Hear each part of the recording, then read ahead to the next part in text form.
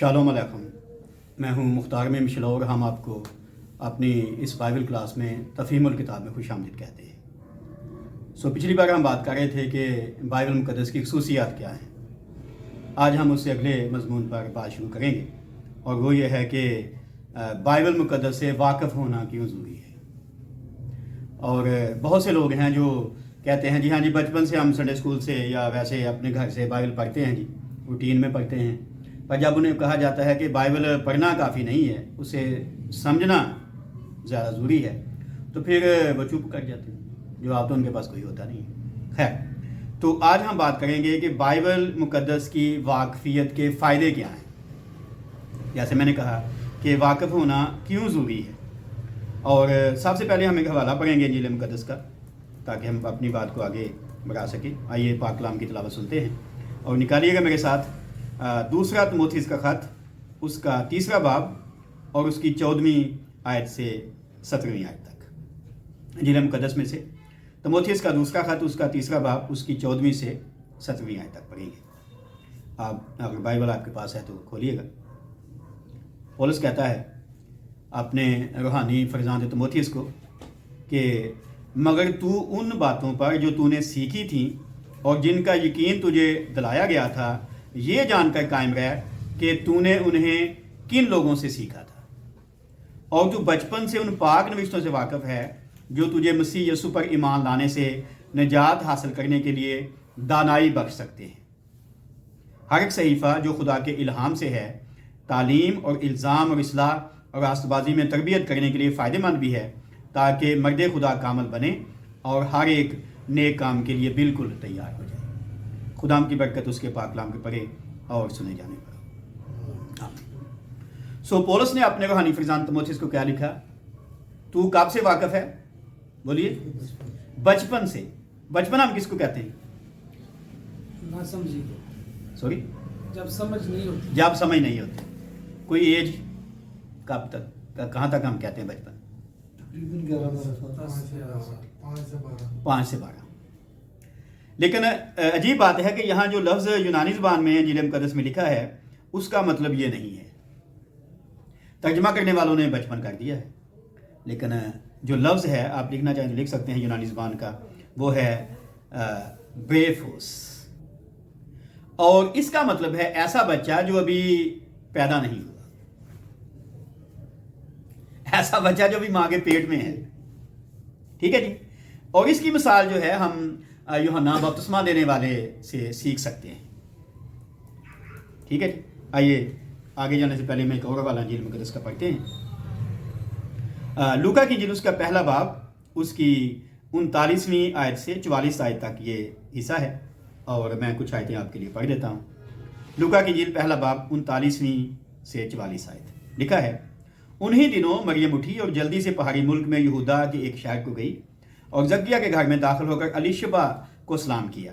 और यूं ही अलीशबा ने मरियम का सलाम सुना तो ऐसा हुआ कि बच्चा उसके रहम में उछल पड़ा, और अलीशबा रूहुल कुद्स से भर गई और बुलंद आवाज़ से पुकार कर कहने लगी कि तू औरतों में मुबारक और तेरे रहम का फल मुबारक है, और मुझ पर ये फजल कहाँ से हुआ कि मेरे खुदावंद की माँ मेरे पास आई, क्योंकि देख यूं ही तेरे सलाम की आवाज़ मेरे कान में पहुंची, बच्चा मारे खुशी के मेरे रहम में उछल पड़ा।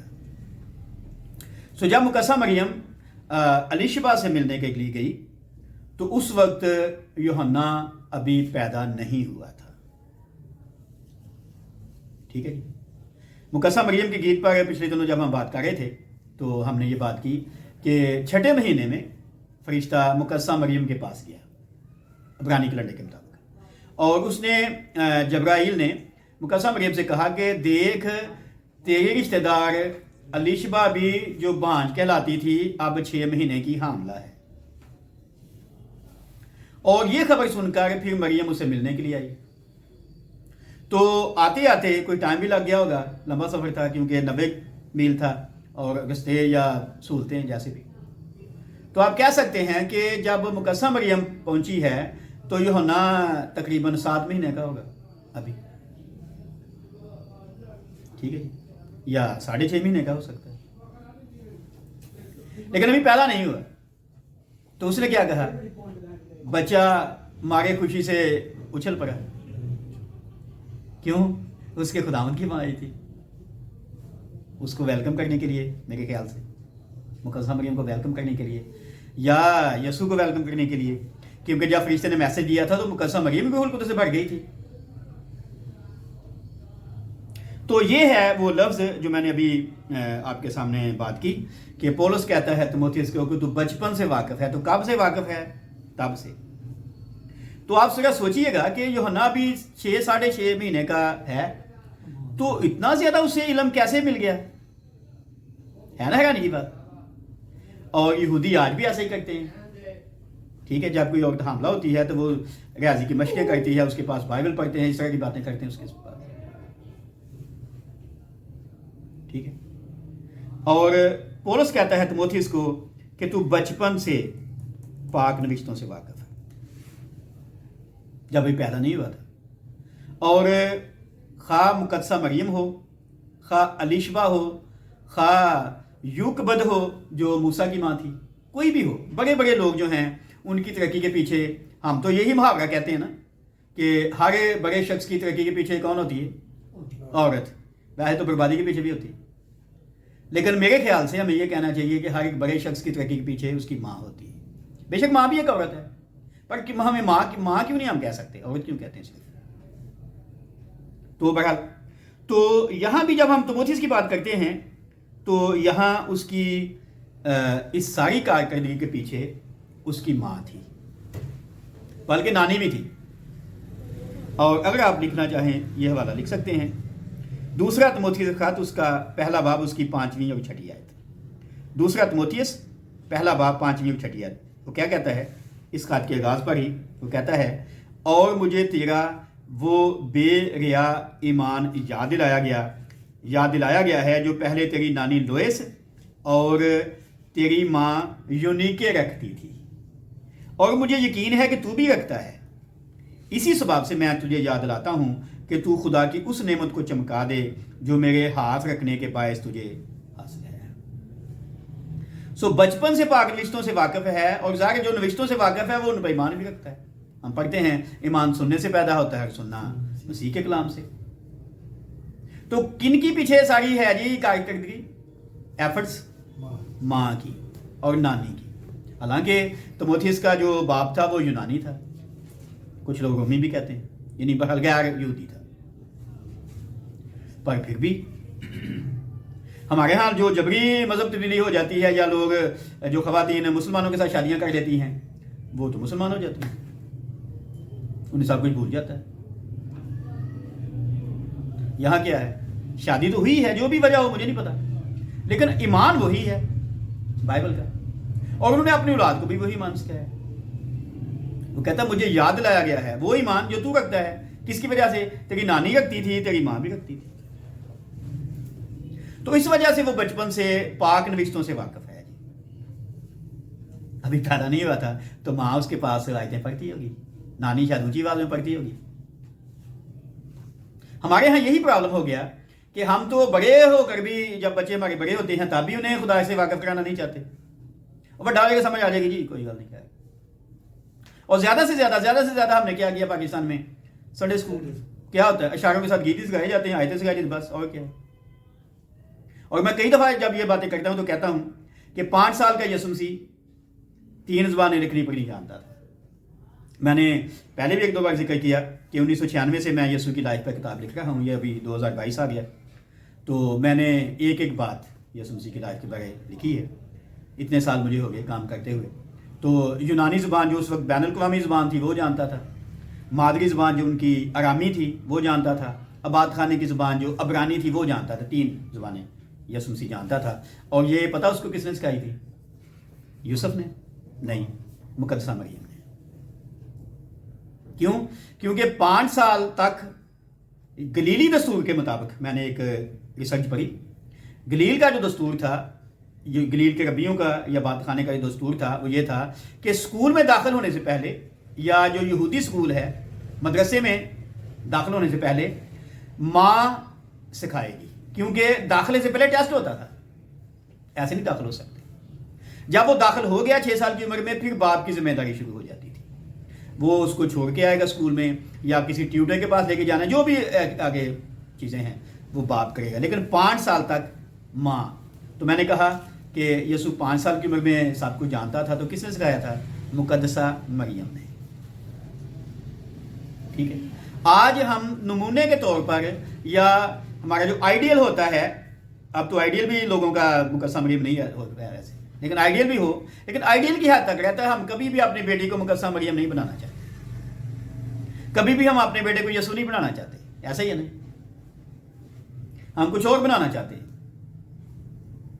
تو پھر ایسے ہی رہنا ہے. تو تموتھی کو کیا کہتا ہے جی؟ بچپن سے پاک نوشتوں سے واقف ہے.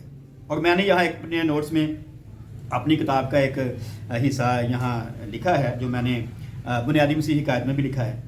تو یہاں پر ویسے دعائے بانے میں بھی لکھا تھا 2002 میں. فرانسیسی بائبل عالم ایک شخص ہے ای مونگینو کہتا ہے کہ اسرائیلیوں میں جو ہی بچہ بولنے کے قابل ہوتا اور ابا اما کہنا سیکھتا تو اس کی ماں اسے سب سے پہلے خالق خدا کے نام سے روشناس کرتی. ہمارے ہاں جب کوئی بچہ بولتا ہے ماں کہتا ہے، باپ کہتا ہے، ٹھیک ہے، تو ہم تو کئی دفعہ کچھ اور ہی سکھاتے ہیں، آپ کو پتہ ہی. ٹھیک ہے. تو وہ اپنا نام یعنی باپ یا ماں کا نام یا باپ یا ماں کہنا نہیں سیکھتا، وہ کہتا ہے جی وہ کیا سیکھتا ہے؟ یہوہ، خدا کا نام. اور آگے وہ کہتا ہے جب اس سے واقف ہو جاتا یعنی خدا کے نام سے واقف ہو جاتا تو اسے خدا کی شریعت کی ایک آیت سکھاتی. اس آیت کو یاد کرنے کے بعد وہ دوسری آیت اسے حفظ کرنے کو دے دیتی. روز بروز کی اس گھریلو تعلیم و تربیت کے دوران وہ قد و قامت میں بڑھنے کے ساتھ ساتھ پاک کلام کے حصول میں بھی ترقی کرتا جاتا. اور بعد میں جب وہ شیر خارگی کی عمر سے نکل کر یعنی دودھ پینے کی عمر سے نکل کر بچپن میں قدم رکھتا تو پھر بچپن میں اسے پاک کلام کا مسودہ دے دیا جاتا، جن میں سے اکثر آیتوں کو وہ زبانی پہلے سے دہرا سکتا تھا. تو ہم اپنے بچوں کو بھی میں پوچھ رہا تھا آپ سے کہ بچپن کہاں تک؟ تو آپ نے کہا 5 سال سے 12 سال تک. تو بچپن میں ہی توریت یا شریعت اسے سونپ دی جاتی تھی کہ لو جی ان تہاڈا کام ہے، کیونکہ 5 سال سے پہلے بہت سی آیتیں اسے ویسی زبانی یاد ہوتی تھی، اب وہ اسے پڑھ سکتا ہے. ٹھیک ہے. تو ہم کیا اپنے بچوں کو ایسے سکھاتے ہیں؟ ہم نے اپنا بائبل اسکول بنایا ہے، اس پہ لکھا ہے کہ گھر پر سکھانے کی بھی سہولت موجود ہے جی. اور اس ویڈیو کے توسط سے میں کہہ رہا ہوں کہ پاکستان میں کہیں بھی اگر کوئی اپنے گھر پر صحیح تعلیم لینا چاہتا ہے بائبل مقدس کی تو ہم آنے کے لیے حاضر ہیں اپنے کرائے پر، لیکن آپ کو کچھ لوگوں گروپ کا بندوبست کرنا پڑے گا. یہاں ہمارے علاقے میں ہم نے بہت سے لوگوں سے بات کی، کئیوں نے ہم سے وعدہ بھی کیا، لیکن اب وہ کہتے ہیں جی بس جی 5.5 بھرا نے جی، تو اب کیا ہے ہم جمع نہیں کر سکتے بچوں کو. میں نے کہا یہ کوئی مشکل کام تو نہیں ہے. ٹھیک ہے.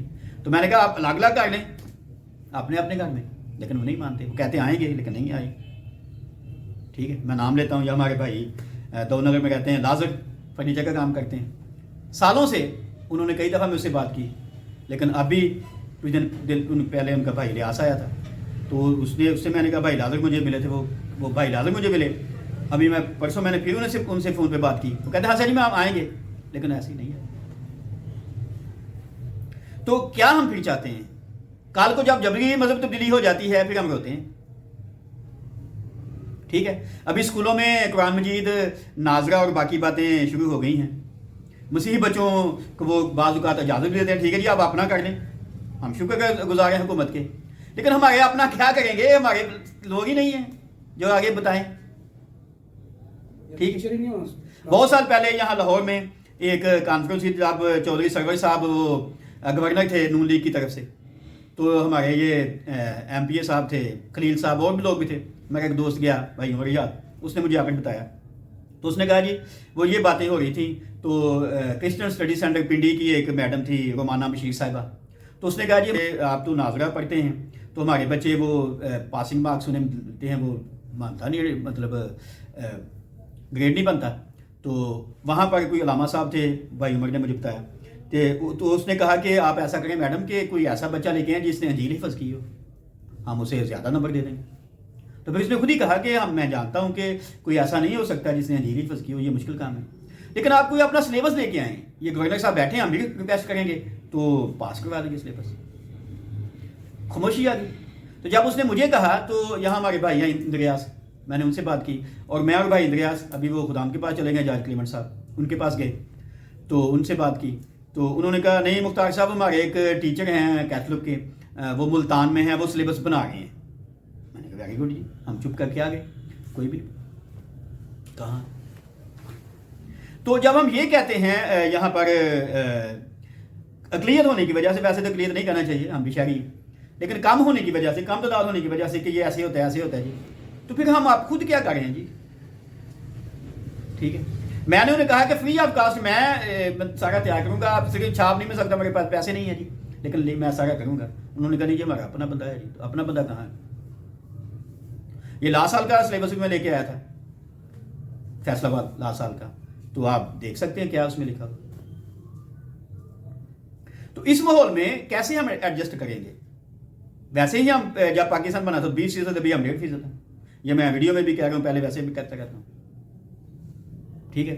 1.59 ہم ہیں، اور ہندو جو ہیں 1.89 یا 85 ہیں، ان سے بھی کم ہے، کبھی سب سے زیادہ تھے۔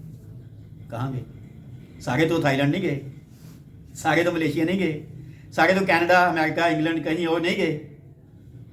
کیا سارے ہی مذہب تبدیل کر گئے؟ نہیں، ایسا بھی نہیں ہے۔ کہاں گئے؟ ڈھونڈیں۔ ریکارڈ سے غائب کیے گئے۔ پچھلے دنوں نہیں، کارڈ سے غائب نہیں کہ کام بھی ہیں، یہ میں سن رہا تھا ان کا ایک انٹرویو مستنصر حسین طارق صاحب کا، تو کہہ رہے تھے کہ جب پاکستان بنا میرے بھی والد صاحب اور عزیز گئے قائد اعظم ملنے کے لیے، اور جب میں بھی گیا ان کے ساتھ تو انہوں نے ایک پرچم دیا مجھے، ٹھیک ہے، میں نے یہاں لگا لیا، ٹھیک ہے۔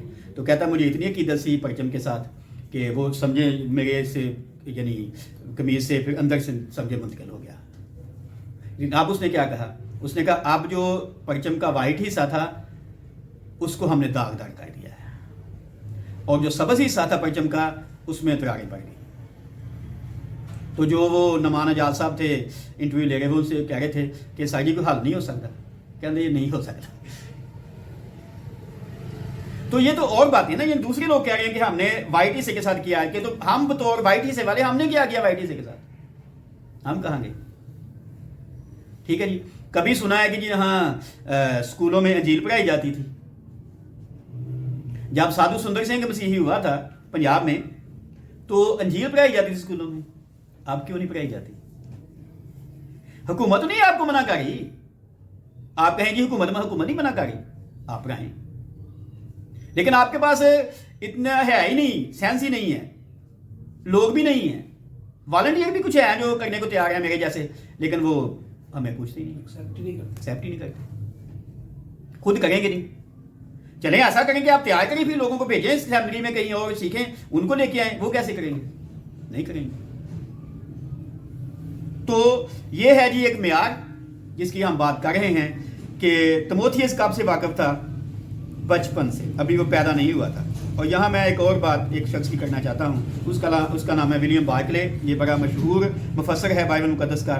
تو وہ کہتا ہے یہودی ہمیشہ اس بات کا خیال رکھتے تھے کہ ان کے بچے اچھی تعلیم حاصل کریں، وہ ہمیشہ اس بات پر فخر کرتے تھے کہ ہمارے بچے پنگورے ہی سے خدا کو اپنا باپ جانتے اور دنیا کا خالق مانتے ہیں، پنگورے ہی سے خدا کو باپ کہتے ہیں، ساڑھے تو بڑے ہو گئے نہیں جانتے خدا باپ ہے، اہی کہ نہیں یسوع باپ۔ تو آگے جانے سے پہلے جی کوئی سوال ہے تو آپ کر سکتے ہیں، یہ تمہید میں باتیں تھی، ابھی ہم بات کریں گے بائبل مقدس کو جاننا کیوں ضروری ہے، صرف پڑھنا نہیں، جاننا، اور اس کے کیا فائدے ہو سکتے ہیں۔ لیکن میں نے کہا سوال ہے تو آپ کر سکتے ہیں شروع میں، تاکہ ہم آگے جا سکیں، اور خدا کرے کہ اس ویڈیو کو سن کر اگر کسی کے دل میں یہ بات جاگے تو وہ خود بائبل سیکھنا چاہتا ہو یا اپنے بچوں کو سکھانا چاہتا ہو، تو ہم اپنی خدمات کو پیش کرتے ہیں کہیں بھی پاکستان میں، لیکن اس کے لیے انہیں کچھ گروپ بنانا پڑے گا، ہم جانے کو تیار ہیں جی۔ اور ہم نے اپنا اس بائبل اسکول کا، لوگاس بائبل اسکول کا ایک سلیبس ترتیب دیا ہوا ہے، اکثر ہم اس کو فیس بک پر بھی وائرل کرتے رہتے ہیں اس نصاب کو، تو اگر کسی نے نہ دیکھا ہو تو وہ ہم سے بات کر سکتا ہے، ہم اسے دے دیں گے وہ سلیبس بھی، اور سکھانے کو بھی تیار ہیں جی۔ سوال پلیز۔ سو پہلی بات ہم کریں گے جی آگے کہ بائبل مقدس کا فائدہ کیا ہے جی، وہ یہ ہے روحانی نشو و نما۔ اگر آپ روحانی طور پر قابل بننا چاہتے ہیں، تندرست رہنا چاہتے ہیں، ہم بات کر رہے تھے پچھلے ایک ویڈیو میں کہ ابراہیم جو تھا وہ ایمان میں ضعیف نہ ہوا. اگر آپ ایمان میں زوراور رہنا چاہتے ہیں، کیونکہ ایمان سننے سے پیدا ہوتا ہے اور سننا مسیح کلام سے، تو بائبل آپ کی مدد کر سکتی ہے روحانی نشو و نما میں. اور یسوع مسیح نے متی رسول کی انجیل کے 4 باب کی 4 آیت میں استثناء کی کتاب کے 8 باب کی 3 آیت کا اقتباس کیا تھا. ٹھیک ہے جی، دوبارہ دہرا دیتا ہوں. متی کی انجیل کے 4 باب کی 4 آیت میں یسوع مسیح نے استثناء کی کتاب کے 8 باب کی 3 آیت کا اقتباس کیا تھا. اور کیا تھا؟ اس نے کہا انسان صرف روٹی ہی سے جیتا نہ رہے گا بلکہ ہر اس بات سے جو خدا کے منہ سے نکلتی ہے. ہماری زندگی کا دارومدار کس پر ہے؟ جو بات خدا کے منہ سے نکلتی ہے، نہ کہ جو ہم کھانا کھاتے ہیں.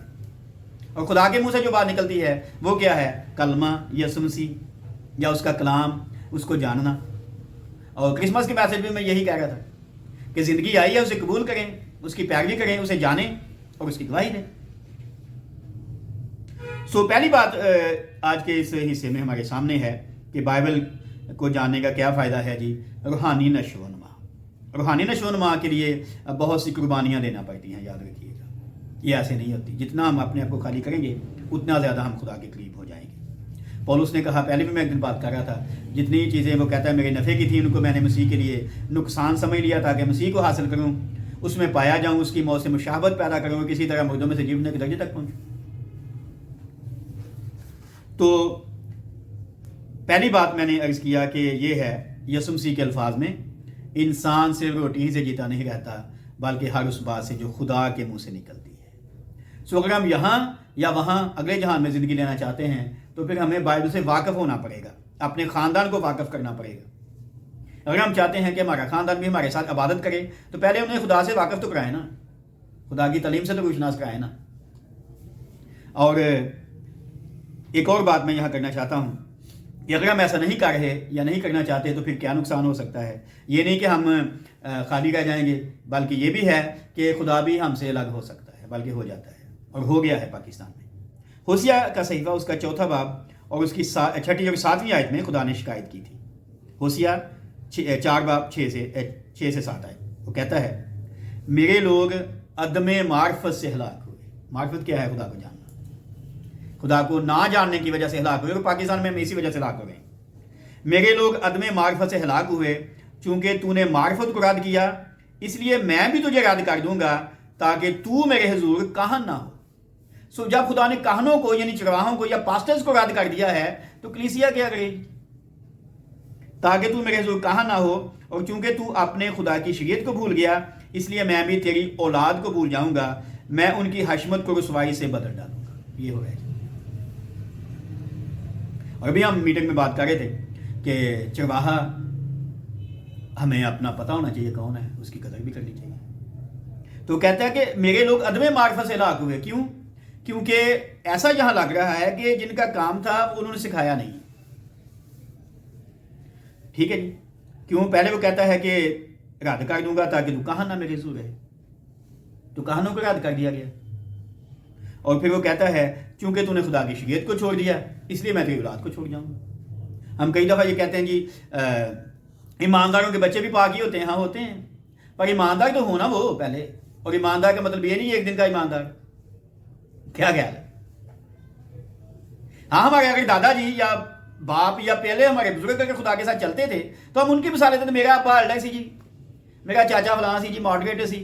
ٹھیک ہے، اچھی بات ہے جی، ویری گڈ. تو آپ کیا ہیں؟ آپ تو جہاز بن گئے یا آپ کچھ اور کر رہے ہیں، آپ نجات فروش ہو گئے. تو پھر ان کا کیوں کر رہے ہیں؟ آپ کا والد پادری تھا تو آپ کیا کرتے ہیں؟ آپ تو پراپرٹی ڈیلر ہیں، تو ادھر ٹوکا مار دیجیے. تو کیا ہے؟ ان کا ایمان آگے منتقل تو ہونا چاہیے نا. تو کہتا جی میرے لوگ، اور یہ صحیفہ جو ہے بالکل ہم پاکستانیوں پر پورا ہوتا ہے. ہم بھی عدم معرفت سے ہلاک ہوئے ہیں، یعنی خدا کو نہیں جاننا چاہتے، نہیں جانتے. ٹھیک ہے. اور اس سے اگلی بات یہ ہے کہ ہم چونکہ یہ بات کر رہے تھے یسوع مسیح کی، وہ کہتا ہے کہ انسان روٹی سے جیتا نہیں رہتا بلکہ ہر بات سے جو خدا کے منہ سے نکلتی ہے. تو یہ بات ترتیب کے ساتھ آگے بڑھتی گئی.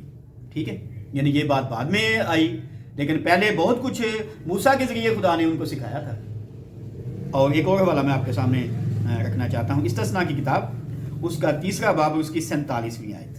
یہ وہ وقت ہے جب وہ ملک موعود میں داخل ہونے والے تھے. خدا نے پہلے سے انہیں آگاہ کر دیا تھا کہ کیا کیا کرنا چاہیے.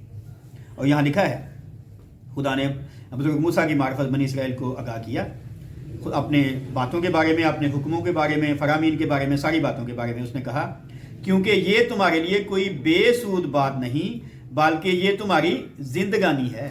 خدا کا کلام کیا ہے؟ بے سود نہیں ہے. کیا ہے؟ زندگانی ہے. ہمارے لیے تو بے سود ہے. اسی کپڑے لپیٹ کے بائبل اتنے رکھ دینے پریشتی دے دل کی تو پڑھ لی, دل کی تو نہ پڑھی. فلپس نے اب جی وجہ سے کیا کہا تھا؟ جو پڑھتا ہے سمجھتا بھی ہے. اس نے کہا نہیں سر جی جب تک کوئی نہیں بتائے میں کیسے سمجھ سکتا ہوں. تو کیا کرتا ہے؟ کہتا ہے جی یہ تمہاری زندگانی ہے اور اسی سے اس ملک میں جہاں تم یردن پار جا رہے ہو کہ اس ملک پر قبضہ کرو تمہاری عمر دراز ہوگی. ایک تو یہ کلام تمہاری زندگی ہے, دوسرا اس کی وجہ سے اس ملک میں تمہاری عمر لمبی ہو جائے گی. ہے نا جی بات. ہم یہ آیت کبھی نہیں کہتے, ہم دوسری آیت ایک پیش کرتے رہتے ہیں کہ والدین کی خدمت کرنی چاہیے تاکہ تمہاری عمر دراز ہو. ہاں وہ بھی لکھا ہوا ہے, پڑھا بھی تو لکھا ہے نا, والدین کی خدمت کرنی چاہیے. اوکے, لیکن وہ جسمانی باتیں ہیں نا. جسمانی طور پر جو ایک ایماندار کو چاہیے اپنے والدین کی خدمت بالکل کرنی چاہیے, لیکن والدین کی خدمت کرنے سے وہ زندگی تو نہیں ملنے والی. کیا خیال ہے؟ ہم برکت مل سکتی ہے. زندگی تو خدا کی باتوں پر عمل کرنے سے ملنے والی ہے نا جی. ہم تو ویسے والدین کی خدمت بھی نہیں کرنا چاہتے. یسوع نے کہا کہ تم والدین کی خدمت نہیں کرتے, کیوں کہتے جو تمہاری خدمت کا ٹائم تھا میں نے خدا نے دیتا ہے. آج کل بھی لوگ یہی کہتے ہیں, اپنی اپنی مصروفیات. تو وہ کہتا ہے جس ملک میں جانے والے ہو وہاں تمہاری عمر لمبی ہو جائے گی, تمہیں زندگی ملے گی. کس کی وجہ سے؟ خدا کی باتوں کی وجہ سے. اور ایک اور والا انجیل مقدس کا میں آپ کے سامنے کہنا چاہتا ہوں. پہلا پطرس کا خط اس کا 2 باب 2 آیت. پطرس کہتا ہے نوزاد بچوں کی مانند خالص روحانی دودھ کے مشتاق رہو, مشتاق, تاکہ اس کے ذریعے سے نجات حاصل کرنے کے لیے بڑھتے جاؤ. روحانی دودھ کے ذریعے بڑھتے جاؤ. پر ہم نے تو دودھ کبھی پیا ہی نہیں. پاکستان میں تو دودھ ویسے بھی اکثر اوقات خالص ملتا ہی نہیں. ٹھیک ہے, لیکن جسمانی دودھ کی بات اور ہے, روحانی بھی خالص نہیں ملتا. ٹھیک ہے, اس میں ملاوٹ ہوتی ہے, تعلیمات کی, بدعتوں کی, سفر ناموں کی, اور پتہ نہیں کیا کیا. تو وہ کہتا ہے نوزاد بچوں کی مانند مشتاق رہنا ہے. جو یسوع کہہ رہا تھا کہ انسان خدا کی باتوں سے زندہ رہے گا, اس کے لیے نوزاد بچوں کی طرح مشتاق رہنا ہے. اور اگر نہیں تو پھر عدم معرفت سے ہلاکت ہو سکتی ہے. پہلی بات ہم کر رہے ہیں کہ بائبل مقدس کو جاننے کا فائدہ یہ ہے کہ ہماری روحانی نشو و نما ہو سکتی ہے. اور اگر نہیں, ہم یہ چاہتے, سننا چاہتے, سیکھنا چاہتے, تو پھر روحانی نشو و نما نہیں ہو سکتی. جی, دوسرے پوائنٹ پہ آنے سے پہلے سوال ہے تو کر سکتے ہیں. پطرس کا حوالہ ذرا صاحب. پہلا پطرس اس کا 2 باب اس کی 2 آیت. جی, سوال نہیں ہے تو دوسرے پوائنٹ پہ آتے ہیں. اور دوسرا پوائنٹ ہے جو مشکل ہے پہلے پوائنٹ سے, اور میرے خیال سے ہر ایک پاکستانی کے لیے بھی, ہم کہتے کچھ بے شک مرضی رہیں, وہ یہ ہے کہ بائبل کو پڑھنے کا یہ فائدہ ہے کہ ہم خدا کی مرضی کو جان سکتے ہیں. ویسے تو اس نے کہا پولس نے کہ تجربے سے معلوم کرتے رہو کہ خدا کو کیا پسند ہے, پر تجربہ بھی اکیلے رہنے سے تو نہیں آتا نا. اور ہم زبور 1 پر بات کر رہے تھے کہ مبارک ہے وہ جو شریروں کی اصلاح پر نہیں چلتا. تو چلنا میں کیا کہا تھا کہ چلنے کا مطلب یہ نہیں کہ اکیلے چلنا, چلنے کا مطلب ہے کہ خدا کے ساتھ چلنا, اکیلے نہیں. تو یہاں بھی مرضی کو جاننے کی جب بات آتی ہے تو مرضی کب ہم جان سکتے ہیں؟ جب ہم خدا کے پاک کلام کو جانتے ہیں. اور مرضی کب جان سکتے ہیں؟ جب خدا بھی چاہتا ہے کہ ہمیں وہ بات پتہ چل جائے گی. یہ صرف یہ نہیں کہ ہماری خواہش ہو, اس کی بھی ہو. ٹھیک ہے جی. اور آج کل تو لوگ یہ چاہتے ہی نہیں ہیں. وہ ایسے ہی کہتے ہیں جی مجھے پاکو نے کہا, مجھے خدا نے کہا. علم ادب کی بات, کتابیں پڑھنے کی وہ سننا ہی نہیں چاہتے. اور پھر وہ جب آگے باتیں کرتے ہیں عام گفتگو میں یا منادی میں, تو پھر آپ کو پتہ ہی ہے کیا کیا ہوتا ہے. ٹھیک ہے, کہتے فلاں پچھلی بار میں کہہ رہا تھا فلاں لائن میں بھائی بیٹھا ہے تو اس کے بارے خدا نے یہ کہا ہے. تو خدا اس بھائی کو خود کیوں نہیں کہہ رہا؟ کیا خیال؟ کیونکہ آج کل کے زمانے میں کہ ہم کہیں جی خدا نے کسی کے لیے مجھے میسج دیا ہے, ایسا نہیں ہوتا. مانے کے نام پر اور ہم نے دانی کی کتاب پوری پڑھی ہے تفسیر، تو اس میں وہ کہتا ہے جی آخری زمانے میں رویا اور نبوت پر مہر ہو، تاکہ کوئی رویا بھی نہ دیکھے اور نبوت بھی نہ کرے، اور آج کل وہ زمانہ ہے، کوئی مانے یا بے شک نہ مانے۔ خیر، تو ہم خدا کی مرضی کو جان سکتے ہیں جی اگر ہم بائبل کو جانتے ہیں کہ خدا میرے لیے کیا سوچتا ہے، خدا دنیا کے لیے کیا سوچتا ہے۔ لیکن اگر ہم ایسا نہیں کرتے تو پھر ہم خدا کی مرضی کو نہیں جان سکتے۔ اگر ہمارے حالات خراب ہیں، بیماری ہے، کاروبار ہے، تو ہمیں جاننا تو چاہیے کہ کیوں ایسا ہے، لیکن ہم دوسروں سے پوچھنا پوا لینا ایسی، لیکن خود، کیونکہ مرضی تبھی ہم جان پائیں گے جب ہم اس کے قریب آئیں گے۔ اور میں تو یہی، کوئی مجھ سے کہتا جی اب بھائی جان میرے لیے دعا کریں، تو میں کہتا ہوں بھائی جان آپ اپنے لیے خود دعا کریں۔ کیوں؟ کیونکہ آپ مجھ سے بہتر کر سکتے ہیں، جو مسئلہ آپ کا ہے وہ آپ زیادہ اچھے طریقے سے خدا کو بتا سکتے ہیں، صحیح ہے کہ نہیں؟ ہاں ٹھیک ہے، کرنی چاہیے ایک دوسرے کے لیے دعا، لیکن یہ ہے کہ آپ مجھے یا کسی اور کو کہیں جو ڈپینڈ اسی پہ کریں گے، میں دعا کروں گا یا کوئی اور کرے گا تو آپ اپنی موجاں کر دو، ایسے نہیں ہوتا،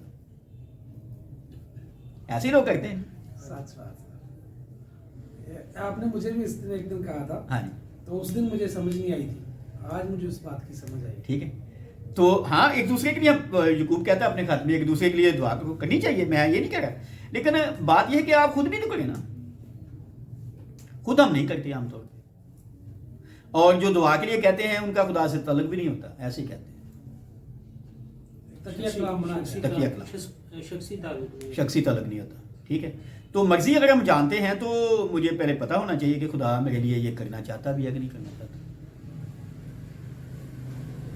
ہم زیادہ تر وہی چیزیں مانگتے ہیں جو خدا نہیں دینا چاہتا، پھر ہم خدا پہ ناراضگی بھی ظاہر بھی کرتے ہیں، یا خدا نے مجھے کس لیے بلایا۔ ہمارے ہاں تو یہ نہیں لوگوں کو پتہ چلتا کہ بچے نے اگر میٹرک کر لی یا ایف اے یا گریجویشن کی ہے تو اس نے کس فیلڈ میں جانا ہے، پتہ ہوتا ہے جی، تھوڑے لوگ جنہوں نے پتہ ہوئے گا وہ کسی اور فیلڈ چل جاتا ہے، ایسے نہیں ہے۔ تو باقی پھر ہمیں یہ کیسے پتہ چلے گا کہ میرے بیٹے کے بارے میں، بیٹی کے بارے میں خدا کیا چاہتا ہے؟ اور زبور کہتا ہے جی اولاد خدا کی طرف سے میراث ہے اور پیٹ کا خیال اس کی طرف اجر ہے، پر کبھی پوچھتے ہیں اس سے کہ جس نے میراث دی ہے وہ کیا اسے بنانا چاہتا ہے؟ پوچھیں گے نہیں، سانو ڈر لگتا ہے کہ خدا ہی نے کہہ دے انہوں پادری بنا دو، اور میں یہ دعوے سے کہہ سکتا ہوں کہ خدا تینوں کدی نہیں کہے گا پادری بنا دو، کیونکہ بنانا گا آپ ہی بنا لے گا، تینوں نہیں کہے گا، کہنے کی ضرورت نہیں پڑی۔ ٹھیک ہے جی، لیکن ہم ڈرتے ہیں، اور چرچ میں یا سیکھنے کے لیے اس لیے بچوں کو نہیں ہم آمادہ ہوتے، ہم سمجھتے کہ بھگت بن جائے گا جی، پادری بن جائے گا۔ بھائی بائبل سیکھنے سے آپ پادری نہیں بنتے، ٹھیک ہے، آپ مسیحی بنیں گے، ایماندار بنیں گے، خدا کی بادشاہی میں جانے کے لائق بنیں گے۔ سو بہت سی باتیں ہیں یہاں میں کرنا چاہتا ہوں، لیکن ایک حوالہ میں آپ کے سامنے رکھوں گا ابھی، ذرا دیکھیے گا استثنا کی کتاب اس کا 29واں باب اس کی 29ویں آیت سے۔ آپ یہ نہ سوچیے گا کہ میں حوالے جو ہیں زیادہ اولڈ ٹیسٹمنٹ سے دے رہا ہوں، ہاں میں نئے سے بھی دے رہا ہوں، لیکن یہ اس لیے دے رہا ہوں کہ جنہوں نے ایک نمونہ اپنایا، اور آج بھی تھوڑے ہونے کے باوجود بھی ساری دنیا ان سے ڈرتی ہے۔ آج بھی اسرائیل میں 100% جو ہے ایجوکیشن ریٹ ہے، اور دنیا نیوز پہ وہ جنید صاحب ہیں، وہ بڑی دفعہ ذکر کرتے ہیں کہ دنیا میں سب سے زیادہ پڑھے لکھے لوگ ہیں وہ 100% یہودی ہیں اور 40% مسیحی ہیں۔ تو اگر ہم پاکستانی مسیحیوں کا حال دیکھیں تو پاکستانی مسیحی کتنے پڑھے لکھے ہیں پاکستان میں، اور ان میں سے بائبل جن کو آتی ہے وہ کتنے ہیں؟ میرا خیال 0 تو شروع ہونے کی نہیں، 1.5 تو وہ 1.5 تو ٹوٹل ہے نا، انہوں نے سچے مسیح کتنے ہیں؟ سچے مسیح جو بائبل کی نو ہوں گی، یہ تو اور مسئلہ آ جانا نا، 1% تو 100 ہو گئے 100 میں سے اب نیکسٹ۔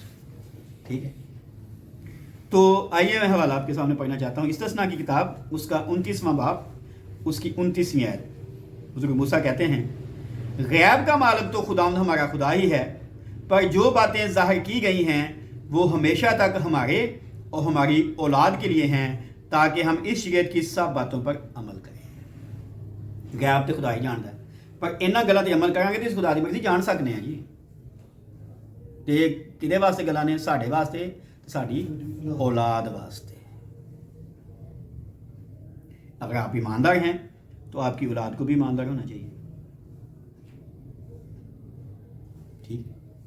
سو آج کی اس کلاس میں ہم صرف 2 باتیں دیکھ رہے ہیں، بائبل کے فائدے میں سے بہت سی باتیں ہیں جو ہم کر سکتے تھے یا کر سکتے ہیں، لیکن صرف 2 باتیں ہم نے دیکھی۔ پہلی بات کیا ہے جی؟ روحانی نشو و نما، اور دوسری ہے خدا کی مرضی کو جاننا. میں اگر کامرس پڑھ رہا ہوں, میں اگر کسی اور فیلڈ میں ہوں تو جانوں تو صحیح نا خدا مجھے چاہتا بھی ہے میں اس فیلڈ میں ہوں کہ نہیں ہوں. مشکل کام ہے میں جانتا ہوں, لیکن ناممکن نہیں ہے جی, ہو سکتا ہے. اور پھر ہم کہتے ہیں جی میرے بچے نے نہ پڑھیا جی, وہ نوکری نہیں لگتی. تو خدا سے پوچھ کے آپ شروع کر دیں, پھر جو ہوتا ہے نوکری کی ہو کچھ مل سکتا ہے, لیکن نہیں کریں گے. ہم چاہتے ہیں سب سے اوپر ہمارا نام ہو جی, اسی بڑے روحانی ہے جی. ہاں جی, پر جب بائبل کی بات آتی ہے تو پھر اسی ناس جانے ہیں.